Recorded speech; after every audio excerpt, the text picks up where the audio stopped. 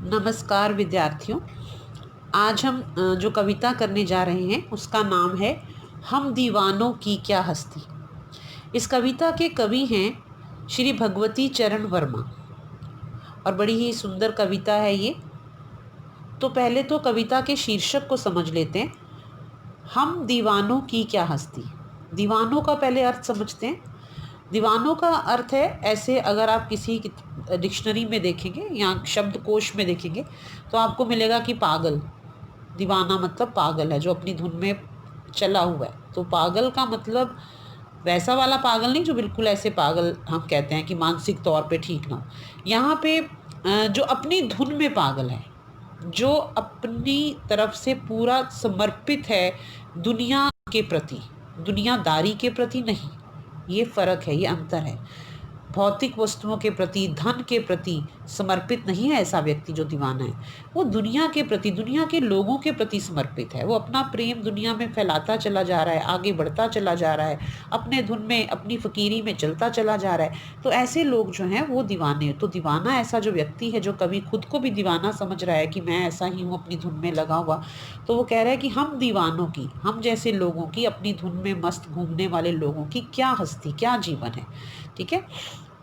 तो इस कविता का मूल भाव, अब शीर्षक की बात हो गई तो कविता का केंद्रीय भाव या मूल भाव क्या है। इस कविता का केंद्रीय भाव कविता के शुरू में लिखा गया, मैं आपके लिए पढ़ देती हूँ तो आप भी साथ साथ देख लीजिएगा। प्रस्तुत कविता में अल्हड़, मस्ती, स्वतंत्रता प्रिय व्यक्ति की फक्करता को दर्शाया गया है। फक्करता को मतलब फकीरी को, ठीक है, जिसे कि भौतिक वस्तु में कोई दिलचस्पी नहीं है। तो व्यक्ति अल्हड़ है। अल्हड़ मतलब नादान है, उसमें बचपना है, मतलब उसमें एक भोलापन है। ठीक है।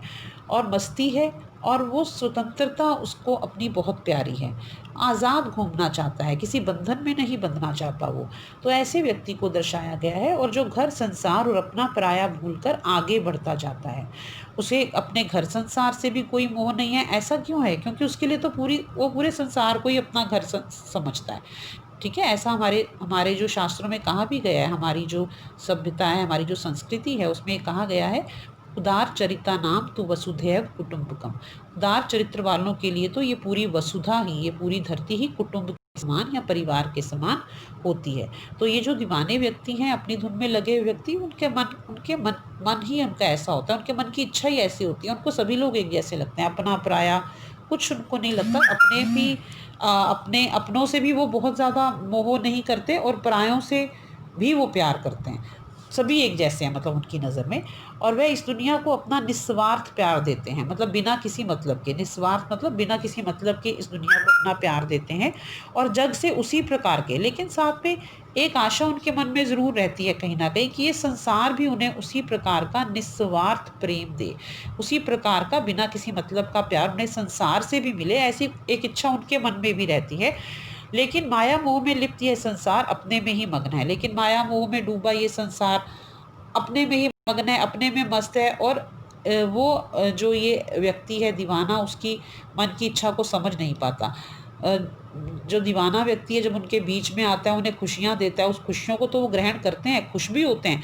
लेकिन जब वो प्रेम की लालसा करता है, या वो सोचता है कि मेरे लिए भी इस संसार से मुझे और, तो वो कुछ चाहता भी नहीं है। ना वो धन चाहता है, ना वो किसी तरह का और सामान चाहता है।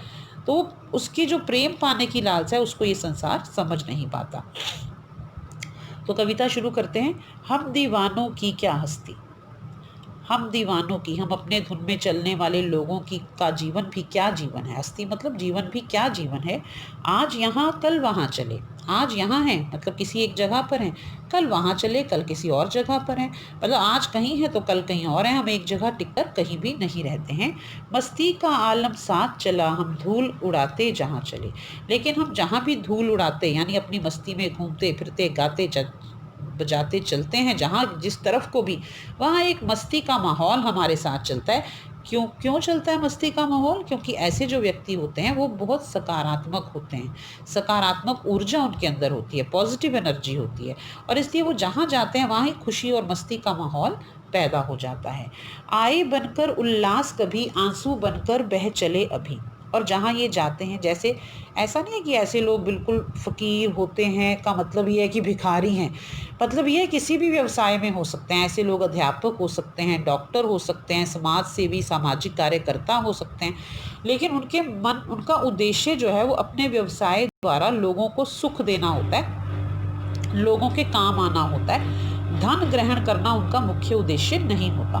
तो ऐसे लोग जहाँ भी जाते हैं, अध्यापक बनकर, डॉक्टर बनकर, समाज सेवी बनकर, या किसी भी रूप में, किसी भी तरीके से जहाँ जाते हैं वहाँ वो खुशी बनकर जाते हैं, आए बनकर उल्लास, कभी कभी खुशी बनकर वहाँ पर छा जाते हैं और आंसू बनकर बह चले अभी। और फिर जब इनका वहाँ से जाने का समय होता है, जैसे स्थानांतरण हो गया, जिसे हम ट्रांसफ़र बोलते हैं, तो वहाँ से जाने का समय हो गया, तो ऐसा लगता है कि जैसे सबकी आंखों में आंसू देकर जा रहे हैं, आंसू बनकर बह चले अभी, जैसे सबकी आंखों में आंसू देकर जा रहे हैं। और जब ये जाने लगते हैं तो लोग दुखी हो जाते हैं, क्योंकि जिन लोगों को प्यार मिला है, जिन लोगों के दुख दर्द को इन्होंने कम किया ऐसे लोगों ने, तो वो नहीं चाहते कि इनके बीच में से वो जाएं। तो उनके जाने का जब समय आता है तो उनकी आंखों से आंसू बह निकलते हैं। सब कहते ही रह गए, अरे तुम कैसे आए, कहाँ चले।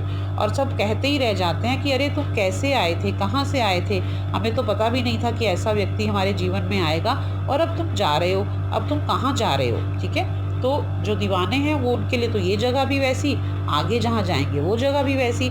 तो वो क्या कहते हैं, किस ओर चले मत ये पूछो, ये मत पूछो कि हम किस ओर जा रहे हैं, अब हम किस तरफ जा रहे हैं हमारा हमसे मत पूछो, बस चलना है इसलिए चले, क्योंकि हमारे जीवन का उद्देश्य ही निरंतर चलते रहना है, जगह जगह घूमकर लोगों में प्रेम बांटना है, तो बस इसीलिए जा रहे हैं। जग से उसका कुछ लिए चले, जग को अपना कुछ दिए चले।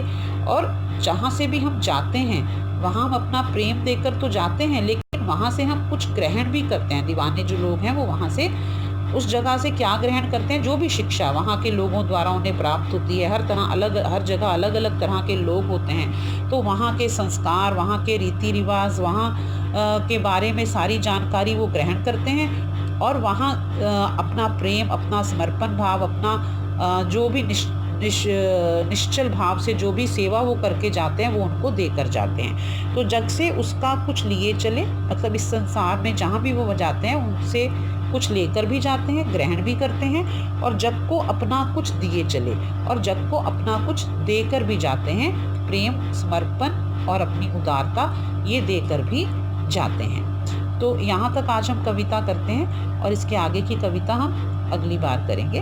धन्यवाद।